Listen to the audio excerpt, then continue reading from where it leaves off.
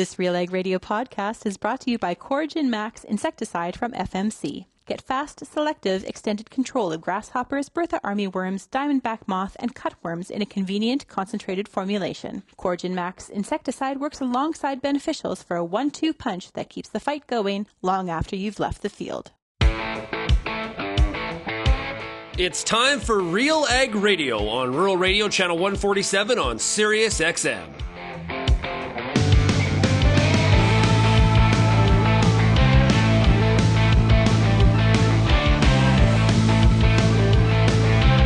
RealAg Radio and RealAgriculture.com is your home for insight and analysis of the issues that are impacting your farm business.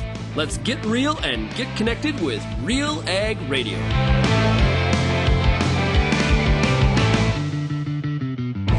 Welcome to RealAg Radio here on Rural Radio Channel 147. I am your host, Lyndsey Smith. It is time for Tuesdays with Lyndsey here on April 16th. Yes, that's right. We are halfway through April. It is a beautiful month because, as they say, April showers bring May flowers.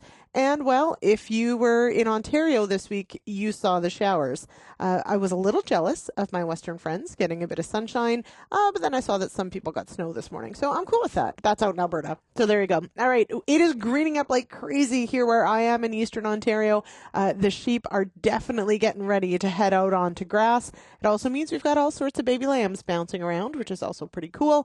It does definitely feel, as much as the weather is sort of up and down, we've had some rain, it's a little wet, at least it feels like, yes, this is spring, and one of these days we're going to hit a warm stretch of weather, things are going to dry out, and the tractors are going to be rolling in those fields. This is your reminder that you are loved and people are waiting for you to come home, so please take the time it takes to do it safely. Whether you're on the road, in the field, getting tired, this is your reminder that, frankly, in agriculture, we're maybe not the best at committing to a safety culture. And I think we can do better. I know we're trying to do better on our farm. Let's all commit to everybody getting home every night during the busy seeding season. All right, we've got a great show lined up for you today. I've got, well, I won't lie, there's some pretty heavy stuff in today's show because it's really important and it needs a discussion, and we needed some updates. And so we went to the Canadian Food Inspection Agency. I've got an interview with Dr. Martin Appelt later in the show to talk about HPAI, that's highly pathogenic avian influenza, in cattle. Here in Canada, are we continuing to call it that? Does it have a new name? Why or why not? But also what farmers can be doing to protect their dairy cows, their beef cows, what we need to know about the U.S. experience and what Canada is leveraging as far as information and what we might do here, what the plan is, really. And I do want to know what we may anticipate potentially in a restriction in any animal movement. And this is multifaceted because when we think about HPAI with poultry, that it's been very common that any movement of poultry stops in an area, right? For cattle, if that were to happen, and I'm not saying it's going to, and I'm not saying that is happening, so please take that into consideration. But if that were to happen, I mean, that is incredibly massive if we were to restrict movements. The other thing that I think about is we haven't been necessarily concerned if a poultry operation ends up with positive cases. We haven't necessarily had to worry about dairy or beef production facilities nearby. Does that change? And I don't know that we're going to get all those answers today, but we're certainly going to try to dig in for some of them. So stick around for that. I've also got a conversation about housing developments on farmland in Ontario. This is not a situation that's unique to Ontario per se, but this the government, both at the federal and provincial level, the government's really focusing on increased housing, has put a lot of pressure on developments, the appeal process, the pace at which things are changing. And frankly, there are many out there on the landscape who are worried that farmland is getting gobbled up. And perhaps not just being used for housing, but maybe not used effectively, and certainly not with a transparent process. And that is a concern. As always, I'll have a bit of news at the end of the show. And I've also pulled a clip from last night's episode of The Agronomists where we talk about the importance of on-farm field trials and also how to set up those field trials. So thank you for joining me today. Let's hop to a break, and I'll be back with a clip from last night's episode of The Agronomists right after this.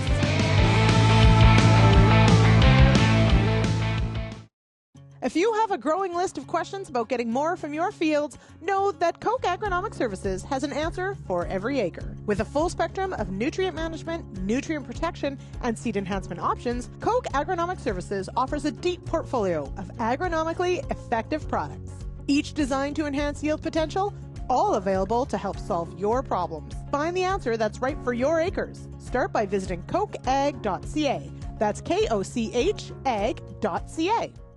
Canola is more than just a pretty face in the prairie landscape. It's a big business, both here and around the world, that requires you to be informed and up to date on everything it takes to grow a successful crop. The Canola School on RealAgriculture.com has an expert library of video resources covering markets, agronomy, and more to help you grow a healthy and profitable canola crop. Visit canolaschool.com today. Brought to you by BASF Canada and Invigor Hybrid Canola.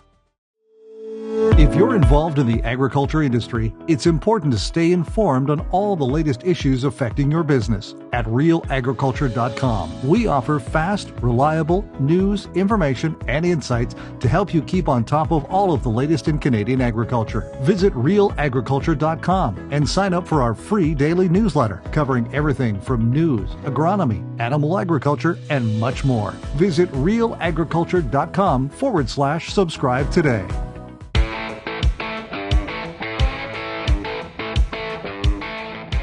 To RealAg Radio here on Rural Radio, Channel 147. I am your host, Lyndsey Smith, and this segment is brought to you by the pre-emergent soil-active herbicides Valterra EZ and Fierce EZ from New Farm. Get ahead of hard-to-kill weeds. Spray after spring thaw for up to 8 weeks of extended weed control this spring. Find out more about New Farm products at newfarm.ca. All right on. So last night, of course, as always, 8 p.m. Eastern, join me live for the Agronomists on YouTube, X, Facebook, or realagriculture.com/live. Easy to remember. Hop on over there Monday nights and you can join the Agronomists. Now, last night's discussion, super fun and really interesting. I had with me Laura Schmidt with the Manitoba Pulse and Soybean Growers and Elizabeth Hawkins with Ohio State University. Both of these women absolutely love on-farm trials. Mostly because, and I'm totally with them on this one, realistically, we need to know as farmers, not just the theory or the data that small plot trial shows us. We need to know, okay, but what happens when I scale this up? My equipment, my land base, all of my management, do I get the same results? And so we talked about how to set up a trial, why to set up a trial, and the importance of not just splitting a field, but actually replicating your trial. So from the Agronomists, here's what we got. Do we need to go full length of the field? Is that your favorite too? Are we going to really push for that? Or can we set up trials shorter than that? How do you have this conversation and sort of lay out what a trial should look like? Why does it need to look a certain way? Yeah, my preference is also very similar to Bob, that field length strip, for a number of reasons. The first is when we think about the data that we're using to determine whether this new practice is a success or not, it's primarily yield data. We may collect other things, but yield data is what that decision is going to be driven by. And when you're looking at yield data, there's a lot of things you just have to be careful about because of the way that a combine operates across the field. There's a lot of mixing. We know that when you're driving across the field, not just from the header in, but from across the field, things aren't in the exact same spot on the yield monitor, on that yield map, as they were in the field. So that can make making a decision based on that, off of that yield data, a little bit tricky. If we get the whole strip, we're doing a better job of capturing the average of that treatment across all that variability. So those results are going to be more reliable to use. The other thing Laura put on this slide that's incredibly important is that replication, making sure that we are giving each treatment a different look across that field, again, to control that variability and make sure that the decisions we're making aren't just because that treatment ended up in a really good spot and looked like the winner, that we can take some of that noise out, take some of that variability out, and do a more analytical job of picking our winners to make decision. In replicating, and this is always the question, because splitting the field is not replicating, but you're comparing, but you're right, how we split the fields could potentially really make it useful or completely garbage data. How many replicates are enough? Is 3 enough? Is 4 better? Do we have to have 4? How do you decide? For a lot of different things that we're testing, we're starting with 4. So the minimum we want is 3, because 3 gives us good statistics. But we start with 4 with the expectation that if we lose one, we still have statistical validity. But with some of our trials where we do expect maybe a little bit more of that variability, I'm thinking about our fungicide trials. We'll often do up to 6 replicates because it's just driving up, skipping a pass, driving down. It doesn't take more time to set up extra replicates. Right. So sometimes we'll do that just to capture more of kind of what's going on with that environment, because how our disease pressure varies throughout the field. We're trying to capture a little bit more of that. But for us, minimum 3 just for that statistical validity, I would say. Mm-hmm. Elizabeth, does that hold true for you as well? Is that usually how you set things up? That is exactly how we do it. The same minimum of 3, and we always shoot for 4 because you never know what's going to happen. You never know, just in case. Okay, so Warren jumps in, and Elizabeth, you alluded to this, but he says higher yields and wider heads make full length a challenge. How do you overcome some of those challenges of the wider header width fitting with these full length passes? Yeah, that gets really tough. A lot of times we're really trying to stick to that 3 reps minimum. And if, when we're talking about the trial, replication is the most important. If we don't have enough space, the first thing we start thinking about is how can we streamline these treatments? What's the most important question you're asking so that we can make sure that we're answering that question. And maybe next year we take the next step and add to it when field size is limiting. Ideally, we'd all have 1,000-acre fields we could do trials and have unlimited questions, but that's not the reality. So really prioritizing what that question is. There may be other things we might be collecting, data we might be collecting throughout the year that might inform other things. So Laura, what are some of the things that in the trials that you've been working on, what are some of the other things that get measured or data that gets collected that you can use to make decisions with after the fact? We've really kind of shifted our program in recent years towards, we want to understand the why behind whether or not we're seeing that yield response. What is actually going on in the field to indicate why we maybe don't see a response to this product or this practice? So lots of data collection in the season to kind of look into that a bit deeper. For example, since we're working with pulse and soybean crops, a lot of questions about nodulation. So that best inoculant strategy, nitrogen rates in dry beans, how does that impact those actual nodules and the biological end fixation going on below ground? So we're digging up a lot of roots, taking a look at what's going on below ground. And that gives us a little bit of an idea what to expect maybe at harvest, and kind of what should we keep an eye on throughout the season too. When we're talking about those fungicide trials, we're not only seeing maybe yield impacts, but also quality impacts and that impact on carrying disease over to the next and future crops. We want to keep those things in mind too. So this last year in those pea trials, we've started to take post-harvest seed samples to actually take for seedborne disease testing. There's further steps we can always take to get more value out of these trials. And I don't want to belabor all of the different things that we do in terms of data collection, but in my mind, it's one of those extra services we're providing to our farmers who are willing to take this extra time to set up these trials. Let's get the most out of that we can for you and provide a full picture story onto why or why not you're seeing a yield response to that on your farm. All right, big thank you to Laura and to Elizabeth for joining me on The Agronomist. We're going to take a quick break, and I will be back with my discussion with Dr. Martin Appelt. He's with CFIA to talk about the incidence of HPAI in cattle in the U.S. and what Canada has for a plan should it arrive here.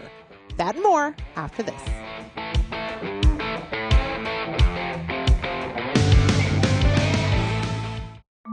Want a product that will give you nitrogen all season long? Then you want to try Envita. Envita gets directly into the cells of the plants, and it's easy to apply, foliar or in furrow. Envita provides the flexibility you need for your farm practices. Whether you want to reduce your nitrogen and maintain yield, or maintain your nitrogen and increase yield, Envita fits your farm. Envita SC formulation is OMRI registered. To learn more about Envita, visit azotic.com. That's AZOTIC.com.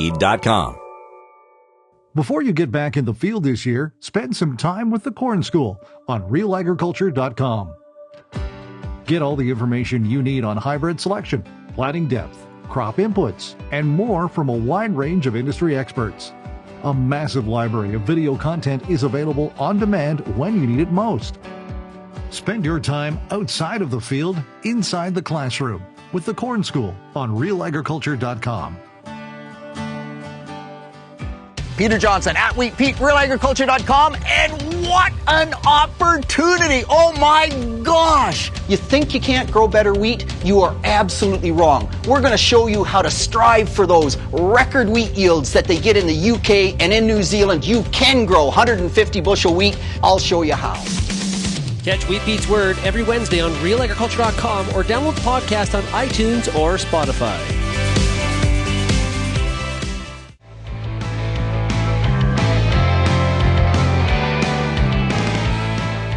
To Real Ag Radio here on Rural Radio, Channel 147, Sirius XM. I am your host, Lyndsey Smith, and it is Tuesdays with Lyndsey. All right, if you've been following along about the, of course, troubling, but perhaps not entirely surprising infection of highly pathogenic avian influenza in cattle, you'll know that on this show, I talked about the fact that the bovine practitioners of America were trying to get industry and government to start calling it bovine influenza A virus. I wanted to know, what does the Canadian Food Inspection Agency think? And, well, not just about that, but about several other things. And so now we are going to hear from the CFIA and where we're at on this disease, what we're calling it, and if we may see a change in animal movement restrictions, or what farmers could be doing to protect their dairy and cattle herds from HPAI. Joining me now on the line is Dr. Martin Appelt. He's the Senior Director of the Animal Health Programming for CFIA. Welcome here, Dr. Appelt. Hello, Lyndsey. Thanks for having me. All right. So we are going to talk about either HPAI in cattle or bovine influenza A virus. It's the same thing. Which name is CFIA using? I think we stick with highly pathogenic avian influenza in cattle for the time being. For the time being, okay. Now, and why is that? What is the distinction of whether or not we want to call it something else, or are we're firm on what it is right now? What's the decision there? So nomenclature for pathogens is always a touchy subject and subject to international conventions and norms. And it's not easy to introduce new ones or change existing ones. So what we know is that what we're dealing with is a variant of the virus that is present currently in wild bird populations, and that's why we stick with the high path avian influenza nomenclature for now. But happy to adapt when the international community changes its mind on that. Mm-hmm. Okay, and this is, I think, one of those things that certainly we're learning about is, certainly the pathogen itself needs a name, and then, as you said, there has to be sort of consensus on what you're going to call it. So we'll stick with HPAI in cattle for now. So as of now, as of recording, do we have positive cases in Canada beyond poultry or avian species at this time? We do have one case of a domestic dog from last year. Great. But specifically with regards to any livestock or humans, no, we do not at the time of this recording. Okay. Now, that of course may change. So what is CFIA? What is the surveillance right now? What does surveillance look like right now for HPAI in cattle? Before I jump right into answering your questions, let me just say that the fact that an influenza virus infects different species is neither unexpected nor highly unusual. In fact, we need to realize that most of the influenza viruses that plague humans, and Canadians certainly have plenty of experience with influenza and flu in the course of our winters, come from the animal kingdom originally and have specialized and made humans their host. So what we are seeing now that a virus that is predominantly infecting poultry occasionally develops the ability to cause illness in other species of mammals is not entirely unusual or unexpected. The good thing here is we are all watching the situation in the United States very, very diligently, and communication with our U.S. counterparts is great in the sense that we are learning a lot about what their findings are, and that informs what we're doing here in Canada. In Canada, our disease surveillance network that is supported by our industry, by the provinces and the federal government through a series of laboratories and well-known pathways, how samples are taken and submitted by private veterinarians when there is any suspicion that it might be a disease of interest. That really helps us in being prepared for an event such as the one we're talking about. Mm-hmm. So excellent point there, and I'm glad you brought it up. Obviously, we've had these positive cases in the U.S. The U.S. is working diligently, of course, to learn as much as they can about HPAI happening in cattle. And so your CFIA and Canadian counterparts, obviously in communication with them. As of this point, has what we've learned from the U.S. changed the strategy at all for CFIA as far as surveillance or positive reports or what will happen when and if we have a case in cattle? The connections between Canada and the U.S. on a trade level are quite tight. So certainly, yes, we have been preparing for the possibility that we detect an HPAI case in dairy cattle or in cattle here in Canada. And we made sure that, first of all, our laboratories are prepared. Second of all, private veterinarians in practice are aware that this is something they need to think of when they look at cattle, especially dairy cattle, with certain signs, and that it is a possibility to test for it. From the biosecurity aspect, because that, of course, becomes something that farmers can take some action on, obviously, is having a good biosecurity plan. Do we know for sure the key components of that biosecurity plan? Specifically, there's been some discussion, does pasteurization of milk kill this virus? Is that 100%? Do we know that? So let's start with your last concern with regards to human safety here.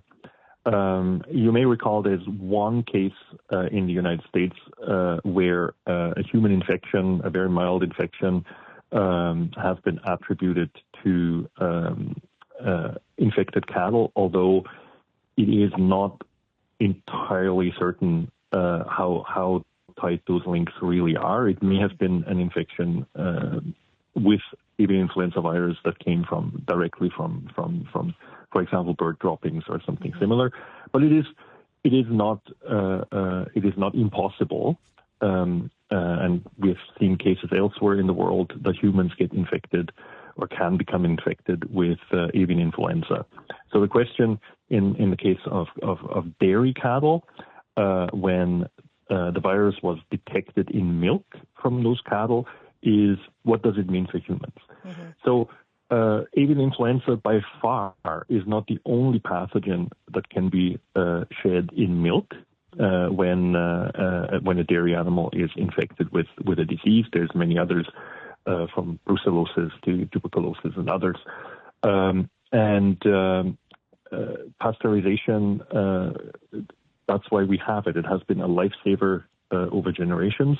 And pasteurization done right has proven to be highly effective in eliminating or greatly reducing most of the pathogens commonly found in milk, and that includes influenza viruses. So all we can tell at this point is pasteurized milk remains safe for that reason. Okay. Now, final question then. Certainly one of the things we've seen in the U.S., as we're trying to sort of get a handle on how this disease spreading animal to animal, and how it moves, we did see some states, of course, that restricted cattle movement between them. We've certainly seen that on the poultry side of restricted movement. What would a plan look like, or is restriction of animal movement on the table should a positive case happen here in Canada for either cattle or hogs? Let me start by saying that highly pathogenic avian influenza in Canada is a notifiable disease by law. So any occurrence of that disease, when it is found, has to be reported to CFIA. This does not mean that CFIA will automatically react to the disease the same way, regardless of which species it is found in. We know how the disease reacts in poultry, especially when it gets into commercial poultry with a relatively rapid spread, difficult to contain, big commercial impact. Therefore, there is a need to quarantine the farms, have control zones, humanely dispose of the birds, and it has a large impact on the farming communities and the farmers, and of course on commerce as a whole. At this point, with what we know, we do not anticipate that similar measures would have to be taken in dairy cattle. It is always prudent in the interest of biosecurity to have good protocols, to be really careful when bringing outside animals into the herd, make sure there is a quarantine protocol, segregate them when they're sick, and so on.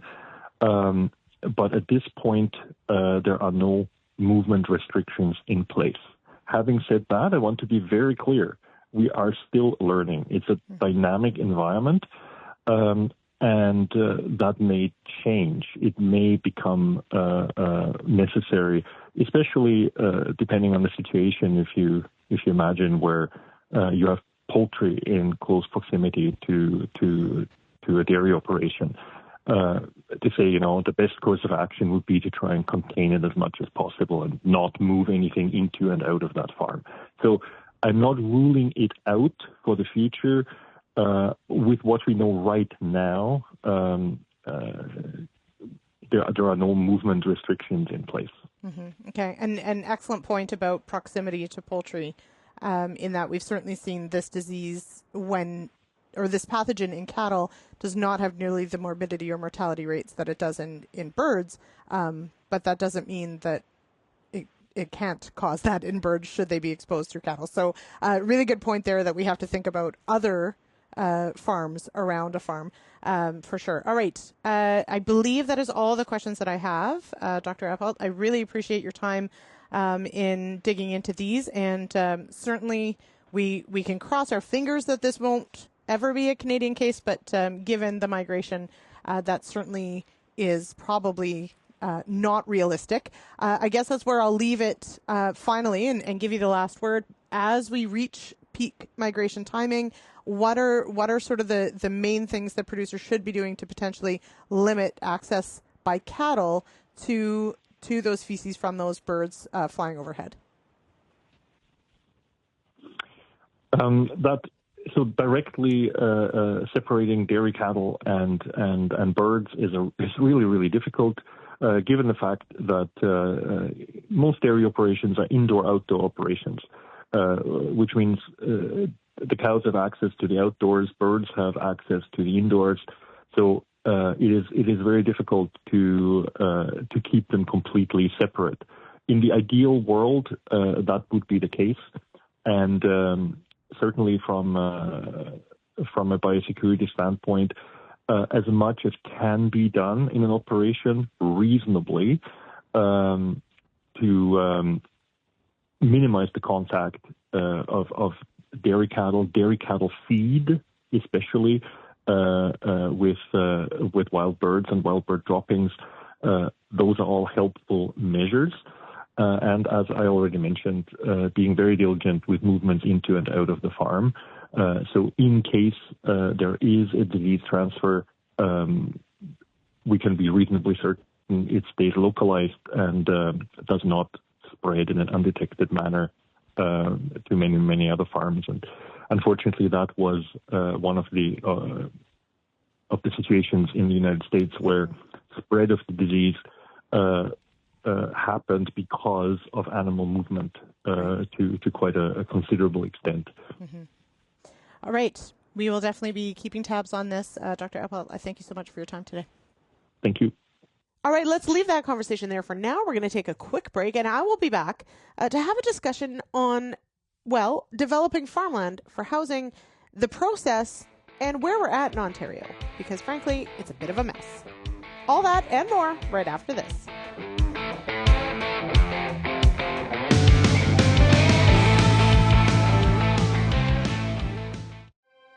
CDC Endure is a new oat line from Alliance Seed. High yielding with excellent disease resistance and the quality end users ask for, all in one great oat variety. CDC Endure provides the high beta-glucan levels to make heart-healthy products like breakfast cereals. For more information on CDC Endure oats, as well as any other products from Alliance Seed, check out allianceseed.com or visit any Alliance Seed authorized retailers. Hi, I'm Bernard Tobin, host of the Soybean School on RealAgriculture.com. Throughout the year, on the Soybean School, we'll bring you timely agronomic video content from planting to harvest, from the latest agronomic research to the latest in production technology. Check out our massive video library on YouTube, RealAgriculture.com, or download the audio podcast versions wherever you get your podcasts. The Soybean School is brought to you by BASF and Syngenta Canada.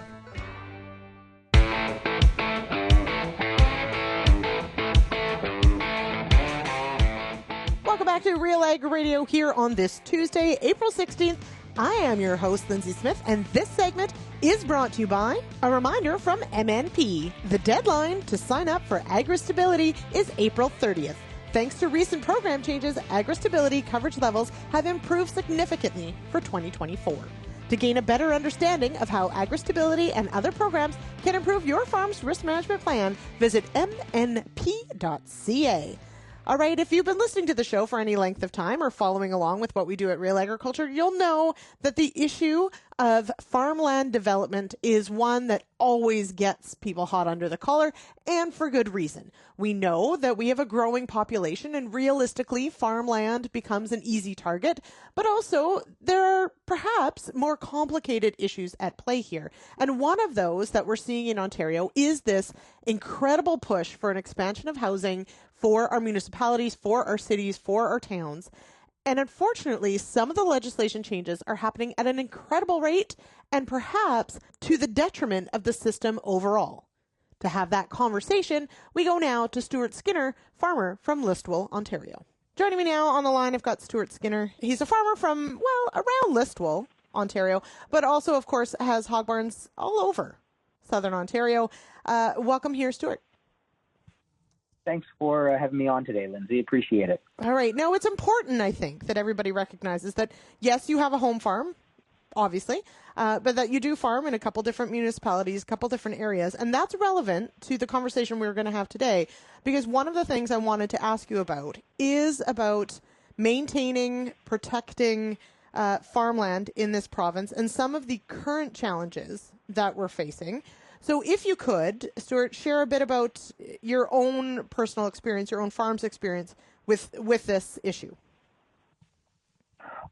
Sure. Well, and again, thanks for having me on to talk about this. It's something that it's not the most sexy topic. It doesn't have easy slogans and things we can yell and make a simple point. It's a very complicated issue, but it underpins stability for livestock farmers. And what I'm talking about is land use planning. When I was a kid in the 90s, there was a tragedy here in Ontario, in Walkerton, Ontario, around water quality. And it's one of the things coming out of Walkerton that was, a silver lining to the tragedy, learning what we could do better, was a consistent approach across Ontario, not just environmental protections, but also to land use planning. At the time, in the late 90s, there was an expansion within the hog industry. There was a lot of hog barns being built for 3-site production, and a lot of municipalities tried to block pig barns.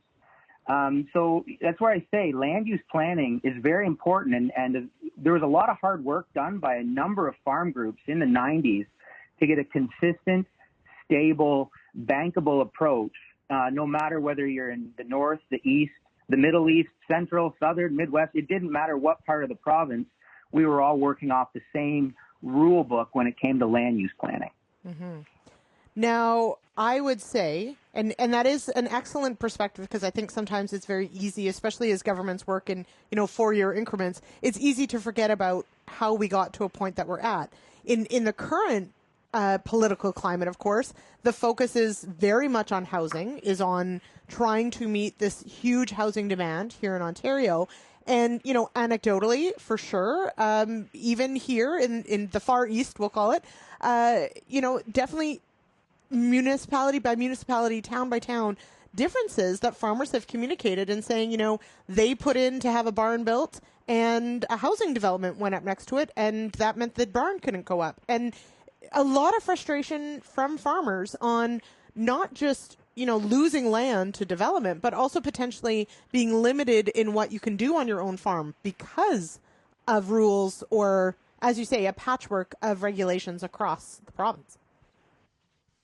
100%. And I mean, there are reams and reams of academic work that's been done that shows why a fragmented land base is less productive, that shows why you need to have careful rural planning to ensure that farming, you can never keep it separate from urban areas, but you can have smart planning to try to minimize the stressors.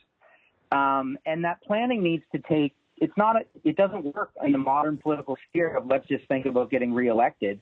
You need decades-long viewpoints. Mm-hmm.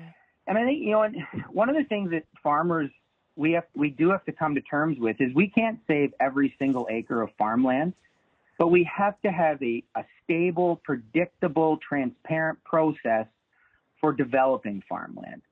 And I live in Listowel. That's my hometown. It's where I grew up. Listowel has almost doubled in size in less than 10 years. That means we've seen farmland go under houses. But where I think our own local municipality deserves an incredible amount of credit is there is not a brownfield left in town. And urban listeners might scoff at, what are brownfields? We all have brownfields in our small towns. In Listowel, there's a spot that used to be 2 feed mills when I was a kid. It burned down, and for years it sat vacant. It's now covered in 4 and 8 plexes. We've really focused on, within development on the Listowel area, having row houses, having some of that more high density. We've even got 2 new brand new apartment towers, Lyndsey. In Listowel. Yeah. In Listowel. And again, urbanites might laugh at a person saying that a 6-story building is an apartment building, but that is high density housing in small town Ontario. Mm-hmm. And that's what we need. There's so much promise out here. We've got jobs out here. We do need to think about how we can strategically develop land for people. Mm-hmm. But let's make sure it's transparent, and let's make sure if we're taking an acre of land out of production, that we're not putting 1 house on it, that we're putting 10 houses on it, that we're putting 4 plexes and 8 plexes. Mm-hmm. And that segues into our own family experience, Lyndsey. So my parents own a farm that is about an hour and a half away from us in a different municipality up in Bruce County, Ontario. And since they purchased that farm in 2019, they've actually rented a field across the road. And it's a highly productive field. It grows about 45 to 50 bushels of organic soybeans, which in the organic world is nothing to scoff at. And that farm is slated to be put under houses. And unlike kind of my example with Listowel, this is not on an urban fringe. This is in the middle of the country. And instead of using highly dense housing units, they're going to be taking 28 acres of Class 1 farmland and turning it into 23 estate lots.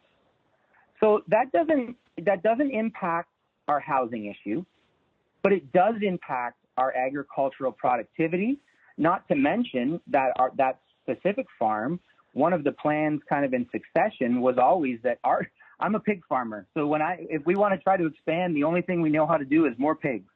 And we can no longer put a pig barn on that site when these houses go up. And none of these houses are within current MDS rules. That's the piece that's probably the biggest challenge for us to get our heads wrapped around. We thought that area was protected because we had an active ongoing farm, and there's minimum distance separation rules for where things can go and where things can't go. Well, now we're looking at having, as I said, 23 estate lots right across from an active ongoing farm that never met MDS from the start. It's just, so that's where in a very specific example, we've seen the process kind of change on the fly. And to try to close that off, and I am becoming a little long-winded here, I apologize. The piece that was the most startling to us was at a municipal level, these were supported by both the lower tier, the development was supported both by the lower tier municipality, South Bruce Peninsula, as well as the county, Bruce County. It was disheartening to find out that the root of the support was not that there was a desire to see more houses. It was for fear of inheriting a legal liability at the Ontario Land Tribunal. If a municipality stops or votes down a variance request like that, they have to cover the legal cost at the Ontario Land Tribunal when the developer will inevitably appeal it. By supporting it, they push the legal requirement onto a third party, like my parents, if they so choose to pursue. So it's like a double whammy of poor planning hit with a process that is supposed to be there that is no longer there to protect the ability for people to essentially ensure their property rights are being respected. Right. So, and I don't think you're being long-winded, Stewart. I think this is a very complicated, a very multifaceted conversation but as you've explained, and certainly this story that you're relating is not dissimilar to several other ones I've heard, that there seems to be exactly that inherent in the process. There isn't necessarily a way to appeal some of these decisions either, or as you've mentioned, the way the liability falls just becomes too great for potentially, as you mentioned, someone to block something at a municipal level. So my question, though, I suppose, on one hand, if we can identify part of what's wrong with the process, and as you've identified, as municipalities, as towns, as townships, focusing on density of housing as opposed to just housing in general, where do you see where, as an industry, or honestly, as a collective, as a province, as the people say here in Ontario, where do you see change happening? Do we need it coming from sort of the premier down, or can we address this at the municipal level? Where do we have to start changing the parts to make this better? Oh boy, there's there's a lot of layers in those questions, and I think that one of the bigger challenges for our farm groups right now is the speed at which things continue to be thrown at them. So, in using one of the most recent pieces of legislation that's been introduced around land use planning, amongst other things, Bill 185. Some of Bill 185 turns around and completely undoes stuff from bills that were within the last 12 to 24 months. So when you're looking, whether you're a municipality or whether you're a farm group, how do you keep up with something that continues to change, a moving goalpost, if you will?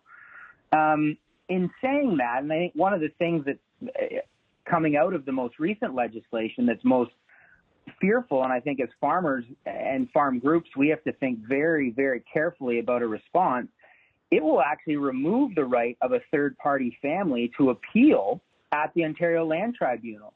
As you mentioned, that complexity and the speed at which legislation is changing or amendments are being made, etc., to try and affect change to the good, or to identify some of these loopholes or oversights or unintended or intended consequences, that requires a lot of time, a lot of energy, and somebody keeping tabs on all this.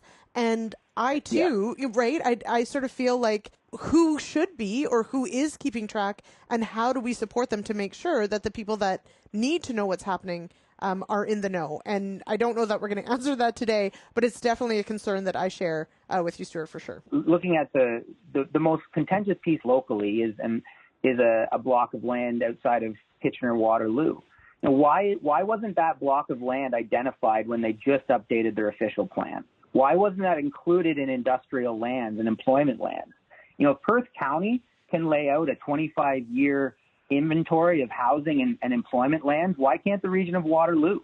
And then there's a clear, predictable process that doesn't allow people to come in the dark of the night and try to expropriate land. Mm-hmm. At the end of the day, this does come back to money, and farmland trades at a massive discount to properly zoned industrial land. All right. Let's leave it there, Stewart. I do appreciate the time. Lots more to cover on this one. But I invite anyone, of course, also, if you've got feedback on this point, give us a call, 855-776-6147, or zip me an email, lsmith@realagriculture.com. Stewart, thanks so much. Thanks for having me on. It was a real pleasure to talk with you again. All right. We'll be back with more RealAg Radio right after this.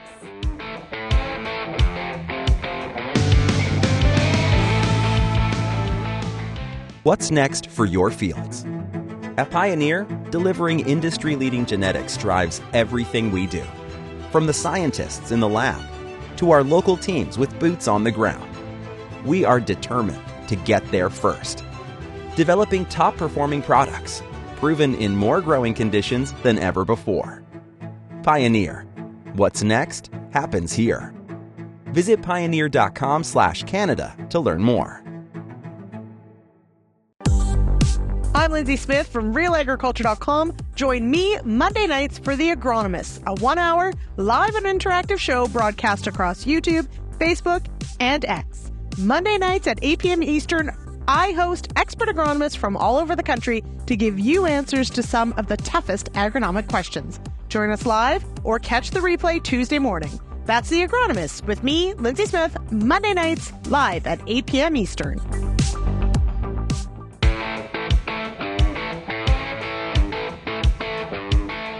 This is an important notice for grain farmers. The Canadian Grain Commission has revoked the licenses of Zager Seed Inc., also known as Zager's Canada. If this company owes you money for grain deliveries, please call 1-800-853-6705 immediately. This is a message from the Government of Canada. Welcome back to RealAg Radio here on Rural Radio Channel 147. Yes, I am your host, Lyndsey Smith, and it is Tuesdays with Lyndsey. I hope you enjoy Tuesdays with me because I enjoy Tuesdays with you. If you've got feedback on today's show, you can always zip me an email, lsmith@realagriculture.com, or you can call that feedback line 1-855-776-6147. And of course, if you're, ever, anywhere on social media, you may have already seen Real Agriculture. And you know what? Give us a follow, give us a like, give us a subscribe, wherever you may find us. And if you would like to get in touch, you can always send us a DM. Usually it's Paige Warner at the other end of those DMs, and she will get you in touch with who you need to talk to if you've got a question, feedback, story idea, all those sorts of fun things. Okay, I did promise a bit of news, and just as this show goes live, the federal government will table its budget. So of course I had to submit this show, and I don't have all the exact details of the budget, but frankly, don't you already feel like you kind of know what's in it? Because yes, as we've talked about on the issues panel, the federal government has really been using the last few weeks to roll out what's going to be in the budget as opposed to saving it all for budget day. It definitely has had a campaign feel to it. And frankly, they've been making some announcements that, got some people interested, but also I think more than anything has invited quite a bit of criticism on what this government is expected to do or is going to try to do, whether that's on housing, whether that's on affordability. And of course, yes, we are 2 weeks into the latest increase in the carbon tax. Definitely a huge issue for Canadians as well. So tomorrow's show with Sean Haney will have plenty of coverage and analysis of the budget. But the things we're watching for, of course, within agriculture, we're going to keep our eyes on if we're going to see some off-CAF. So that's the on-farm Climate Action Fund. Are we going to see a top up to that? Will we see mention of the Sustainable Ag Strategy? Will we see Living Labs get more money? We've already talked about the cash advance changing for 2024, so that interest-free amount of the cash advance will be $250,000 for the 2024 season. That was already announced, but let's be honest, any mention of agriculture makes us pretty happy. ultimately, it's going to come down to, where Canadians fall on this budget. It sounds like we could see an increase in some taxation rates. Chrystia Freeland, of course, saying that she's going to, quote unquote, tax big business. I'm just going to throw it out there, everybody. I know that sometimes it can be easy to criticize very wealthy or very asset-rich companies, businesses, whatever. But often we, as individuals, work for these companies, and that creates our own income. And if Canada becomes a place where companies don't want to do business because it's far too expensive, then what? That's me editorializing. I'm supposed to be sharing the news. Okay, so tomorrow, tune in. We'll talk all about the budget and what impact it may have on agriculture. If you've got thoughts, of course, I've already given you all the digits. Give us a call. Let us know what you think. Okay, also on the radar, and this is something that kind of slipped past us, and our apologies for this, but it was kind of buried in a press release. But if you've heard that Alberta is exempting farms from having to have Class 1 or AZ licenses within a certain distance of the farm. Yes, that is true. It was announced end of March. It came into effect April 1. One of the things that we're doing with that story is we want to know how other Canadians, but also farmers in Alberta, feel about this. So just quickly to summarize, this is about 100, I believe it's 100 kilometers, that within 100 kilometers of the farm, if you're part of the farm, you could drive a semi, so hauling grain back and forth, hauling seed, fertilizer, etc., from the field to the home farm or to your loading sites with a semi without holding your Class 1. So there's an exemption. We want to know if you support that or if you think that, frankly, if you're going to be using the highways and the road system, you should have just as much training and have to go through all the hoops that anyone else would have to do.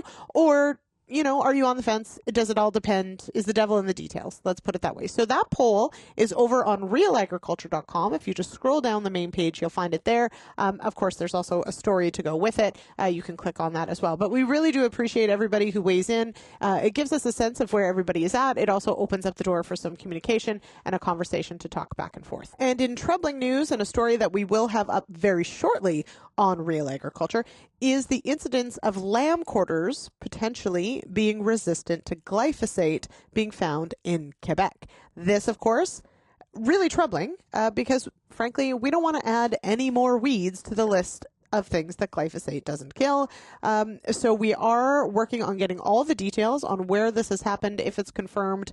And I'm always surprised by lamb's quarters in that it often ends up on the list of most, not necessarily hard to kill, but most persistent and most prevalent of weeds. So when the provinces are, when farmers are surveyed within the provinces, lamb's quarters ends up there a lot as far as showing up as one of the problem weeds. And so if we then have glyphosate resistance to this, that's of course definitely a concern. So we've got Bernd Tobin's doing some digging on that one. We'll have that story up on RealAgriculture.com just as soon as we can. And while there's plenty more happening in the world of agriculture today, I'm going to leave it there. Just we're running out of time here. Thank you so much for joining me on the show today. I really do appreciate that you listen, or if you've downloaded the podcast, thank you for that as well.